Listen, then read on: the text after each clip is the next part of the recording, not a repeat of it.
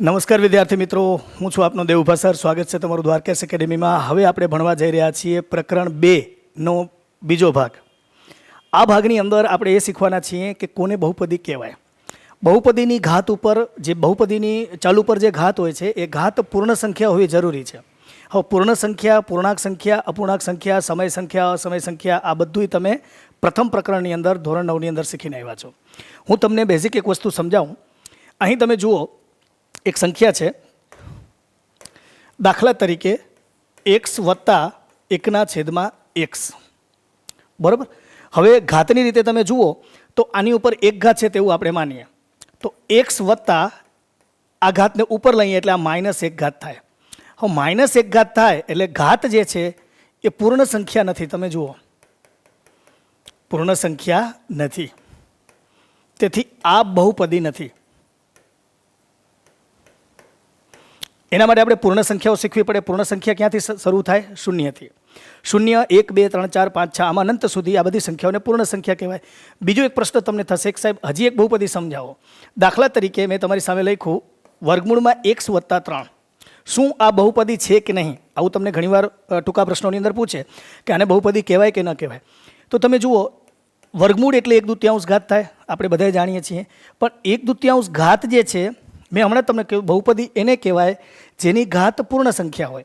હવે દાખલા તરીકે 1/2 છે એ પૂર્ણ સંખ્યા નથી, એ તો અપૂર્ણાંક છે, પૂર્ણ સંખ્યા નથી. હવે એક ચીજ ખાસ ધ્યાન રાખવાની છે કે ઘાત પૂર્ણ સંખ્યા હોવી જરૂરી છે. હવે આ જ ઉદાહરણ હું તમને આ રીતે આપું, x વત્તા વર્ગમૂળમાં 3 આ બહુપદી છે કે નહીં? તો તમે જુઓ, આ જે વર્ગમૂળમાં 3 છે એ અચળ પદ છે, એના ઉપર કોઈ ઘાત નથી, બરાબર. ઘાત કોની ઉપર હશે? ચલ ઉપર. આની ઉપર કેટલી ઘાત છે? 1 ઘાત છે. તો આ બહુપદી કહેવાશે. પણ વર્ગમૂળમાં x ની ઉપર 1/2, બરાબર છે, ઘનમૂળમાં x કે ઘનમૂળમાં y, કોઈ પણ જે ચલ હોય એની આપણે વાત કરીએ છીએ. તો આવી જ્યારે ઘાત હોય તે બહુપદીને એને બહુપદી કહેશું નહીં. આ ખાસ ધ્યાન રાખજો. તમારે સમજવાનું છે, બેઝ એ સમજવાનો છે કે ઘાત છે એ પૂર્ણ સંખ્યા હોવી જરૂરી છે. પૂર્ણ સંખ્યા જરૂરી. રેડી? ઘાત પૂર્ણ સંખ્યા હશે એવી તમામ બહુપદીઓને બહુપદી કહેવાશે. ચલની ઉપર જે ઘાત હોય એ પૂર્ણ સંખ્યા હોવી જોઈએ. પૂર્ણ સંખ્યા એટલે કઈ? 0, 1, 2, 3, 4, 5, 6, 7 છેક અનંત સુધી, બરાબર. તો એક ચીજ આ સમજા. હજી આપણે એક આને ઉદાહરણથી વધારે વિશે સમજીએ. આપણે માની લ્યો કે આ રીતે આવ્યું, ઘનમૂળમાં y વત્તા y નો વર્ગ. હવે તમે જુઓ, આમાં ચલ તરીકે કોણ છે? આપણે શીખી ગયા ને અગાઉ, ચલ તરીકે કોણ છે? y છે. આમાં y ની ઉપર કઈ ઘાત છે? 2 ઘાત. 2 કેવી સંખ્યા છે? પૂર્ણ સંખ્યા. પૂર્ણ સંખ્યા ફરીથી તમને યાદ કરાવું. પૂર્ણ સંખ્યા એટલે જો બોલો જોઈએ તમે ક્યાંથી ચાલુ થાય? 0, 1, 2, 3, 4 આવી રીતે અનંત સુધી આ બધી કઈ સંખ્યાઓ છે? પૂર્ણ સંખ્યાઓ, બરાબર. તો કઈ ઘાત ન હોવી જોઈએ? તો કે એક તો ઋણ ઘાત ન હોવી જોઈએ, એક વર્ગમૂળવાળી ઘાત ન હોવી જોઈએ, ઘનમૂળ ઘાત ન હોવી જોઈએ. આ બધી ઘાત હશે તો તેને બહુપદી કહેવાશે નહીં. જ્યારે આ બધું શીખવાનું છે, પણ મહત્વની વસ્તુ તમારે એ છે કે ચલની ઉપર જ જોવાનું છે, સંખ્યામાં તમારે નથી જોવાનું. જો હું તમને કન્ફ્યુઝન કરે એવી એક રકમ આપું, અહીં જુઓ, x² વત્તા 2x ઓછા વર્ગમૂળમાં 5. તમે કહેશો સાહેબ બહુપદી છે કે નહીં? પછી ઘણા વિદ્યાર્થીઓ વર્ગમૂળને યાદ રાખી લે, વર્ગમૂળ હોય એટલે બહુપદી નહીં. પણ એવું નથી. વર્ગમૂળ હોય તોય બહુપદી હોય. આપણે માત્ર ને માત્ર ઘાતને જોવાની છે. જો આમાં ચલ કોણ છે? x. આની ઉપર કઈ ઘાત? 2 ઘાત. 2 કઈ સંખ્યા? પૂર્ણ સંખ્યા. તો આ બહુપદી છે, બરાબર. આમાં જુઓ, આની ઉપર કઈ ઘાત છે? 1. 1 કઈ સંખ્યા? પૂર્ણ સંખ્યા, બરાબર. તો આ બહુપદી છે. જ્યારે 5 છે એ સંખ્યા છે, એટલે એને તમારે નથી જોવાનું. તમારે માત્ર ને માત્ર ચલની ઉપર જે ઘાત હોય એ ઘાત પૂર્ણ સંખ્યા હોવી જરૂરી છે, તો એને બહુપદી કહેવાય. ટૂંકમાં શું ન હોવું જોઈએ? શોર્ટકટ તમારે શીખવું હોય તો વર્ગમૂળમાં x ન હોવો જોઈએ, x ની ઉપર 1/2 ન હોવું જોઈએ, x ની ઉપર કોઈ ઋણ ઘાત ન હોવી જોઈએ, તો એને આપણે બહુપદી નહીં કહીએ. જો આ હોય તો એને બહુપદી ન કહેવાય. જ્યારે સંખ્યાની અંદર વર્ગમૂળ અપૂર્ણાંક ગમે તે આવે એ તમારે જોવાનું નથી. બીજું એક ઉદાહરણ દો, x² વત્તા 2x ઓછા 1/2. હવે ઘણા વિદ્યાર્થીઓ કે સાહેબ આને બહુપદી કહેવાય કે નહીં? તમને વિદ્યાર્થીઓ શું કરે? માઇન્ડની અંદર સેટ કરી લે, વર્ગમૂળ, ઘનમૂળ, 1/2 આ બધું માઇન્ડની અંદર સેટ કરીને પછી ડિસાઇડ કરી લે કે ભાઈ આ બહુપદી નથી. પણ તમારે ખાસ ધ્યાન રાખવાનું છે કે ઘાત છે એ ચલની ઉપર પૂર્ણ સંખ્યા હોવી જોઈએ. પૂર્ણ સંખ્યા એટલે 0, 1, 2, 3, 4, 5, 6, 7 અનંત સુધી. જુઓ, આ 1/2 છે પણ એ કોઈની ઘાત નથી, કોઈની ઘાત નથી, એ તો સંખ્યા છે, અચળ પદ છે, તો આ બહુપદી કહેવાય. વધારે આગળ આપણે અભ્યાસ કરીએ.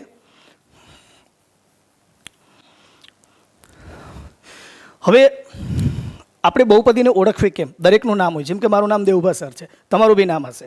એમ બહુપદીને એક ઓળખ આપવા માટે, એક નામ આપવા માટે બહુપદીની અંદર સંકેત વપરાય છે P of X, Q of X, R of X. બરોબર?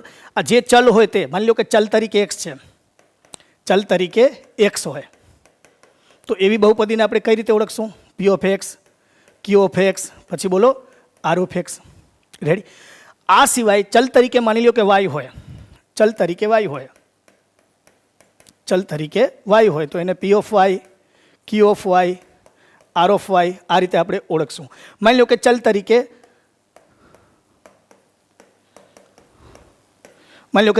આની અંદર કોણ છે? યુ છે, તો આને કઈ રીતે ઓળખશું? P of you. અહીંયા હંમેશા ધ્યાન રાખવાનું છે, ગોખી નથી લેવાનું પી of X, Q of x એવી રીતે. જે ચલ હોય બહુપદીની અંદર, જે ચલ હોય એ ચલને તમે અંદર રાખી અને P of X, Q of X, R of X. ચલ તરીકે વાય હોય તો P of Y, Q of Y, R of Y. U હોય તો P of U, Q of U, R of U આ રીતે તમારે એને ઓળખવાની છે. ચાલો હવે આગળ વધીએ આપણે મિત્રો. હવે બહુપદીની અંદર ઘાત કેટલા પદો છે એના વિશે આપણે જોઈએ. પદોને આધારે, ઘાતને આધારે બહુપદીમાં પ્રકાર. અહીં તમે જુઓ, ધ્યાનથી જુઓ. પી ઓફ એક્સ બરાબર એક્સ વત્તા એક, ક્યુ ઓફ એક્સ બરાબર એક્સ વર્ગ ઓછા એક્સ, આર ઓફ વાય બરાબર, જો અહીંયા તમે જુઓ, અહીંયા વાય છે. શા માટે વાય છે? કારણ કે ચલ તરીકે અહીંયા વાય છે. અહીંયા એક્સ છે, શા માટે? ચલ તરીકે એક્સ છે. આમાં એક્સ છે, શા માટે? ચલ તરીકે એક્સ છે. જ્યારે આમાં યુ છે, શા માટે? ચલ તરીકે યુ છે. દરેક બહુપદીને બે પદો છે. જે બહુપદીને માત્ર બે જ પદ હોય એને દ્વિપદી તરીકે ઓળખવામાં આવે છે.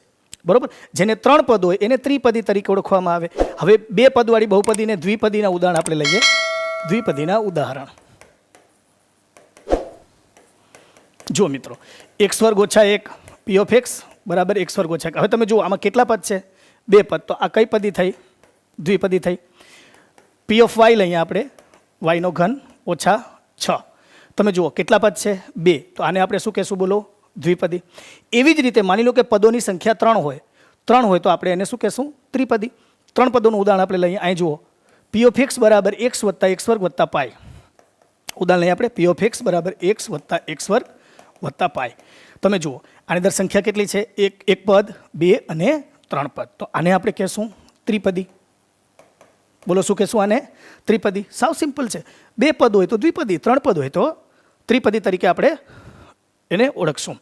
હવે બહુપદીની અંદર એક મહત્વનો પોઈન્ટ તમારે શીખવાનો છે, જે પરીક્ષાની અંદર દર વર્ષે પૂછાય છે. એ પોઈન્ટનું નામ છે બહુપદીનો ઘાત.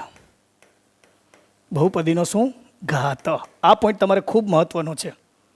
બહુપદીનો ઘાત કોને કહેવાય? પરીક્ષાની અંદર પૂછાય છે. તમને પી ઓફ એક્સ બરાબર એક્સનો ઘન વત્તા 2x વત્તા 1 આ રીતે તમને કોઈ સંખ્યા આપી દે અને પછી તમને પૂછે માં બહુપદીનો ઘાત ખાલી જગ્યા છે, તો તમારા જવાબમાં શું લખવાનું? આવું જ્યારે પણ આવે ત્યારે યાદ રાખવાનું, બહુપદીનો ઘાત એટલે સૌથી મોટી ઘાત. બોલો મારી સાથે એકવાર, બહુપદીનો ઘાત એટલે સૌથી મોટી ઘાત. જો યાદ લખી રાખો, બહુપદીનો ઘાત એટલે બોલો બોલો સૌથી મોટી ઘાત. બોલો, સૂત્ર યાદ રાખો, બહુપદીનો ઘાત એટલે સૌથી મોટી ઘાત. બરોબર? આગળ આપણે એના વિશે વધારે અભ્યાસ કરીએ, બહુપદીના ઘાત વિશે સમજીએ. જો તમને એક ઉદાહરણ આપ્યું છે, બહુપદીની ઘાત જણાવો. આવો એક દાખલા તમને પરીક્ષાની અંદર પૂછાવાના છે. તો તમે કઈ રીતે ઓળખશો આને? મેં કીધું ને હમણાં, બહુપદીનો ડાયલોગ બોલો જોઈએ. ઘાતનો ડાયલોગ શું છે આપણો? બહુપદીનો ઘાત એટલે સૌથી મોટી ઘાત. ગમે તે હોય, બહુપદીનો ઘાત એટલે સૌથી મોટી ઘાત. હવે એમાં હું તમને કોમ્પ્લિકેટેડ ક્વેશ્ચન પણ આપીશ. તમે જુઓ, પહેલો દાખલો છે x5 ઓછા x4 વત્તા 3 માં બહુપદીનો ઘાત. આ તમારું એક્ઝામ્પલ છે. હું તમને આખી ટેક્સ્ટબુક ગણાવવાનો છું, ઉદાહરણ સમજૂતી સહિત સ્વાધ્યાયના ટોટલ દાખલા દરેક ભાગ વાઇઝ હું તમને વિડીયો બનાવતો જઈશ. 15-20 મિનિટના વિડીયો બનાવીશ. બરાબર? જુઓ, x5 ઘાત ઓછા x4 વત્તા 3 એમાં બહુપદીનો ઘાત. હવે તમારે અહીંયા જોડી જ દેવાનો છે. બહુપદીનો ઘાત એટલે બોલો સૌથી મોટી ઘાત. તો સૌથી મોટી ઘાત આમાં 5 છે, આમાં 4 છે. તો સૌથી મોટી ઘાત કઈ છે? 5. તો બહુપદીનો ઘાત કેટલો થશે? જવાબ બોલો શું આવશે? 5. બીજો દાખલો છે આપણો, 2 ઓછા વાયનો વર્ગ ઓછા વાયનો ઘન વત્તા 2y ની 8 ઘાત. તો તમારે ઘાત જ જોવાની છે. આ 2 છે, આ 3 છે ને આ બોલો કેટલી છે? 8. તો માં બહુપદીનો ઘાત કેટલો છે? બોલો 8. બરાબર. હવે ત્રીજો દાખલો આવ્યો જેમાં 2 જ છે. માં બહુપદીનો ઘાત. જો હવે છોકરાઓ કન્ફ્યુઝ થાય, સાહેબ આમાં ચલ જ નથી, આ એકપદી કહેવાય આને. એકપદી, દ્વિપદી, ત્રિપદી. બરાબર. આ પદને આધારે બહુપદીના પ્રકાર પડે, પછી ચલને આધારે એક ચલ, દ્વિચલ, ત્રિચલ એ રીતે ભાગ પડે, પછી ઘાતના આધારે પ્રકાર પડે બહુપદીના. સુરેખ બહુપદી, દ્વિઘાત બહુપદી, ત્રિઘાત એ આપણે આગળ શીખશું. બરાબર. જુઓ, 2માં બહુપદીનો ઘાત ખાલી જગ્યા છે. હવે હું તમને સમજાવું. આની પાછળ કાંઈ ન હોય તો તમારે શું સમજવાનું? x અને એની ઉપર કેટલી ઘાત સમજવાની? 0. ફરીથી એકવાર, જ્યારે તમને કોઈ સંખ્યાની પાછળ પૂછે કે આનો ઘાત શું, આ બહુપદીનો, તો x ની ઉપર કેટલી ઘાત? 0 ઘાત. તમને પૂછે ભાઈ આનો ઘાત શું, તો x ની ઉપર કેટલી ઘાત? 0 ઘાત. તો હવે તમે મને કહો જોઈએ આમાં જવાબ શું આવશે? આનો ઘાત કેટલો થશે? 0. સમજાય છે? બરોબર.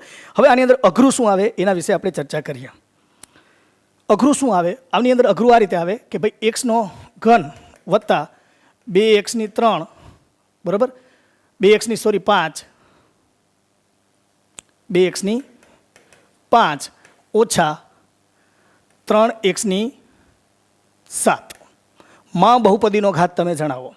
બરાબર. તો બહુપદીનો ઘાત 3 ઘાત, 2 ઘાત અને 7. સૌથી મોટી કઈ ઘાત છે? 7. ઘણીવાર એવું પૂછે x3 એની ઉપર 5 ઓછા 4x² વત્તા 8x9 ઘાતમાં બહુપદીનો ઘાત ખાલી જગ્યા છે. હવે જો આવું આવે તો છોકરા કન્ફ્યુઝ થાય. શું કરે? 9, 2 અને 5 તરત બોલી ઉઠે સાહેબ 9 જવાબ આવે, પણ એકચ્યુઅલી 9 જવાબ આવે નહીં. શા માટે ના આવે જો હું સમજાવું. અહીંયા તમે જુઓ, x ની ઉપર 3 અને 5 ઘાતની ઉપર ઘાત છે. આપણે 8મા ધોરણમાં સમયઘાતક ચેપ્ટરમાં શીખતા ને, ઘાતની ઉપર ઘાત હોય તો ઘાતનો શું થાય? ગુણાકાર. તો 5 તેરી 15 ઘાત છે. 4x નો ઘન વત્તા 8x9. હવે તમે જુઓ બહુપદીનો ઘાત શું થયો? 15. સમજાય છે? તો આવા અઘરા દાખલા બહુપદીના ઘાતની અંદર આવે તો આવું અઘરું આવે. 2 જ વસ્તુ અઘરી આવે. એક તો તમારે ઘાતની ઉપર ઘાત આવે ત્યારે ગુણાકાર કરી લેવાનો, અને જ્યારે સંખ્યા આવે 5 હોય કે બહુપદીનો ઘાત, તો કે x ની ઉપર 0 ઘાત, તો આનો જવાબ આવશે 0. બહુપદીનો ઘાત 0. નેક્સ્ટ આપણે લઈએ. હવે આપણે ઘાતને આધારે બહુપદીના પ્રકાર શીખશું. ઘાતને આધારે બહુપદીના 3 પ્રકાર પડે આ પ્રકરણ પૂરતા. જેમાં પહેલું છે સુરેખ બહુપદી. સુરેખ બહુપદી એટલે એક ઘાત, મોટામાં મોટી ઘાતની વાત કરું છું તમને. દ્વિઘાત એટલે 2 ઘાત, ત્રિઘાત એટલે 3 ઘાત. આપણે આના ઉદાહરણ લેશું એટલે તમને વધારે સમજાય. સૌથી પહેલાં હું તમને એનું વ્યાપક સ્વરૂપ સમજાવીશ. બરોબર, ધ્યાન દેજો. p ઓફ x બરાબર 2x ઓછા 1. કેટલા પદ છે એ નથી જોવાનું, ખાસ ધ્યાન રાખજો. પદને આધારે બહુપદીના પ્રકાર અલગ પડે છે. 2 પદ હોય તો દ્વિપદી, 3 પદ હોય તો ત્રિપદી, જે મેં તમને અગાઉ શીખવાડ્યું. પણ ઘાતને આધારે બહુપદીના અહીંયા 3 પ્રકાર તમારે શીખવાના છે. પહેલું છે સુરેખ બહુપદી. હજો આમાં સૌથી મોટી ઘાત કઈ છે? કાંઈ ન હોય તો કેટલા સમજવાના? 1. તો સૌથી મોટી ઘાત કઈ છે? 1. તો જેમાં બહુપદીની ઘાત સૌથી 1 હોય, બરોબર, એને આપણે કહેશું કઈ? સુરેખ બહુપદી. બોલો તમારી સાથે, સુરેખ. પહેલા એનું વ્યાપક સ્વરૂપ જુઓ. p ઓફ x બરાબર બોલો ax વત્તા 1. આ એનું વ્યાપક સ્વરૂપ છે. માની લ્યો કે તો 1 હોય ખરા અને ન પણ હોય, પણ વ્યાપક સ્વરૂપ સમજાવવા માટે તમને ઉદાહરણ આપું છું. દાખલા તરીકે p ઓફ x બરાબર 3x ઓછા 1. બરાબર. આ કોનું ઉદાહરણ છે? સુરેખ બહુપદીનું. શા માટે? સૌથી મોટી ઘાત કેટલી છે? 1. 1 હોય તો કઈ બહુપદી? સુરેખ બહુપદી. બીજું ઉદાહરણ આપણે લઈએ. p ઓફ y બરાબર 6 ઓછા 3y. લ્યો, આમાં ચલ કોણ છે? y. એની ઉપર ઘાત કેટલી છે? 1. બોલો ઉદાહરણ, નામ બોલો. આ શું કહેશો એને? સુરેખ બહુપદી. એવી રીતે આપણે દ્વિઘાત બહુપદીની અંદર આવીએ તો અહીંયા x વત્તા b આપણે લઈ લઈએ. સોરી, બરાબર, અહીંયા તો 1 રહેશે. હા, દ્વિઘાત બહુપદીનું વ્યાપક સ્વરૂપ છે p ઓફ x બરાબર ax વત્તા b. જો ax વત્તા b, b હોય ખરો ને? ન હોય, b અચળ પદ છે. જો x વત્તા b આપણે લઈએ એટલે સૌથી મોટી ઘાત કઈ છે આની? ચલ તરીકે કોણ છે? x. સોરી, દ્વિઘાત બહુપદી છે ને આપણે.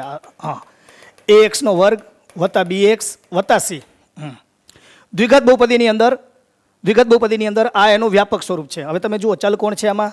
x. અને ઘાત સૌથી મોટી ઘાત કઈ છે? 2. તો આને કઈ બહુપદી કહેશો? દ્વિઘાત બહુપદી. ઉદાહરણ લઈએ આપણે. p ઓફ x બરાબર x². આ દ્વિઘાત બહુપદી છે. તમને એમ થતું કે સાહેબ આમાં તો એક જ પદ છે. ઈ એક પદ, દ્વિપદ, 3 પદ એ અલગ પ્રકાર છે. આ ઘાતને આધારે બહુપદીના પ્રકાર છે. જેમાં મોટામાં મોટી ઘાત 2 હોય તો એને આપણે કહેશું દ્વિઘાત બહુપદી. આ પણ છે. હજી ઉદાહરણ આપીએ તમને. આની અંદર એડ કરીએ આપણે. x² વત્તા 2x. ઘાત જ તમારે જોવાની. સૌથી મોટી ઘાત કેટલી છે? 2. બોલો કઈ બહુપદી? દ્વિઘાત બહુપદી. હજી આપણે ઉદાહરણ લઈએ. પી ઓફ એક્સ બરાબર એક્સનો વર્ગ વત્તા 2x વત્તા 3.